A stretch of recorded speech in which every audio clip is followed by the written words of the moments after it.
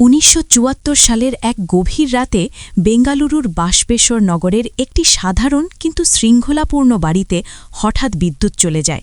বাইরে তখন হালকা বৃষ্টি, বাতাসে কাঁচামাটির গন্ধ, আর ঘরের ভেতরে নিস্তব্ধতার মধ্যে একটি ১২ বছরের ছেলে জানালার ধারে বসে আছে।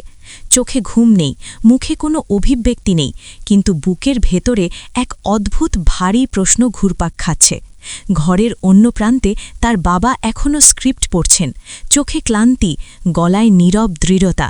তিনি ডাক্তার রাজকুমার, কর্ণাটকের কাছে শুধু একজন অভিনেতা নন, এক চলমান আবেগ, এক জীবন্ত ইতিহাস। আর সেই বাবার ছায়াতেই বড় হচ্ছে ছেলেটি, যার নাম তখন নাগরাজ। ভবিষ্যতে যাকে মানুষ চিনবে ডাক্তার শিব রাজকুমার নামে। কিন্তু সেই রাতে ছেলেটি অভিনেতা হবার স্বপ্ন দেখছিল না। সে ভাবছিল এই নামের ভার সে বহন করতে